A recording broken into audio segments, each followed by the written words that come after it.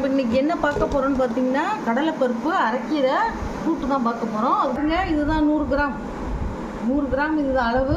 இதால் 1 கப்பு இப்போ கடலைப்பருப்பு, இதால் 2 கப்பு தண்ணி ஊற்றி ஒரு 5 விசில் வச்சு வேக வச்சு எடுத்துக்கலாம்.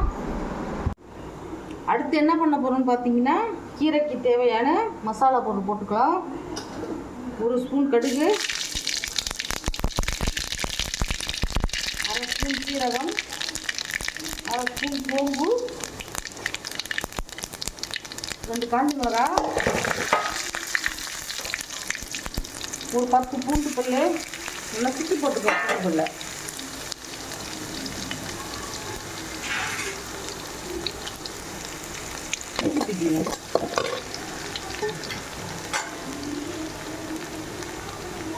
நான் 1/2 கட்டு கீரைக்கு பெரிய கட்டாக இருந்தது 1 கட்டு, எங்களுக்கு 1/2 கட்டு போதும். 1/2 கட்டு கீரைக்கு ஒரு பெரிய வெங்காயம்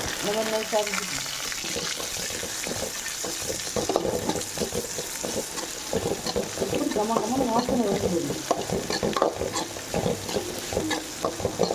இதெல்லாம் ரொம்ப பொந்தரமாக வரக்குள்ள அவசியம் இல்லை, கண்ணாடி பதம் வரதுனாலே போதும். அடுத்தது ஒரு மீடியம் சைஸ் தக்காளி பொடியாக நறுக்கி போடுறோம்.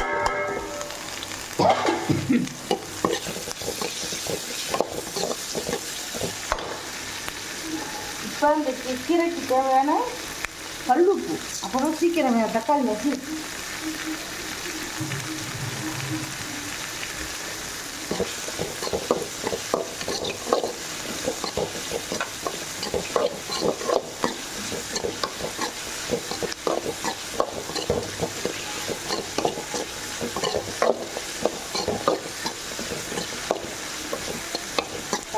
ரொம்ப பழம்னு மசியும் அவசியம் இல்லை, சும்மா அழகாக இருந்தாலும் போதும். இப்போ பாருங்கள் எல்லாம் வரைஞ்சிட்டு நான் இந்த கீரைக்கு தேவையான 100 கிராம் கடலைப்பருப்பை அவிச்சு வச்சு குக்கரில் வச்சு ஒரு 6 விசில் உப்பு வச்சுருக்கேன். அதை ஊற்றுறேன்.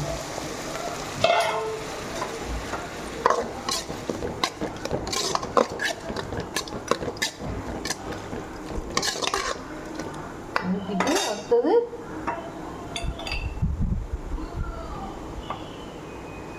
அரை ஸ்பூன் தனி மிளகாத்தூள் போடுறேன், சில்லி பவுடர் போடுறேன்.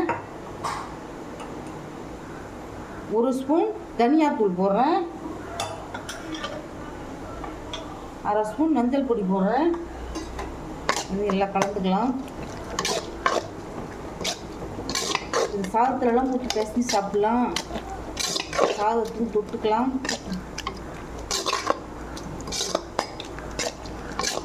அடுத்து என்ன பார்க்க போகிறோன்னா இப்போ பாருங்கள் கொதி வந்துருச்சு. அரைக்கீரையை பாருங்கள், அரைக்கீரையை இந்த மாதிரி நைஸாக கட் பண்ணி வச்சுருக்கேன். அதை அதில் போட்டுக்கலாம். அதெல்லாம் மண் இல்லாமல் அலசிக்கணும். ஒரு 4-5 வாட்டி கீரை அலசணும்.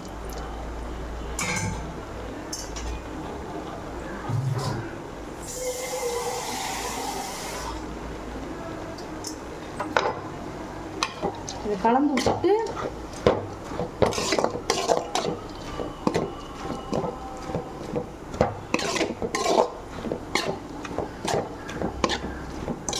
பாருங்க இந்த மாதிரி நல்லா கலந்து விட்டுக்கணும். ஏன்னா கீரை தண்ணி விடும், அதனால் அது கலந்து விட்டுட்டு கொஞ்சம் தண்ணி ஊற்றிக்கலாம்.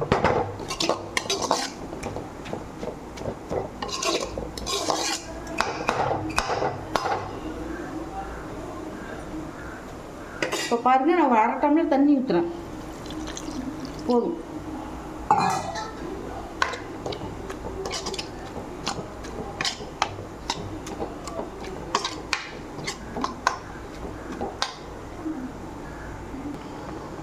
பாருங்கள் ஒரு 1/4 டீஸ்பூன் வெள்ளை சர்க்கரை, சும்மா டேஸ்ட்டுக்கு தான், ரொம்ப போடக்கூடாது.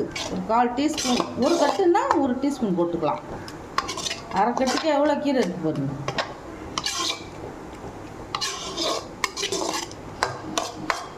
இப்போ எல்லாம் ஒன்றாயிடுச்சு, எல்லா மசாலாவும் போட்டுட்டோம்.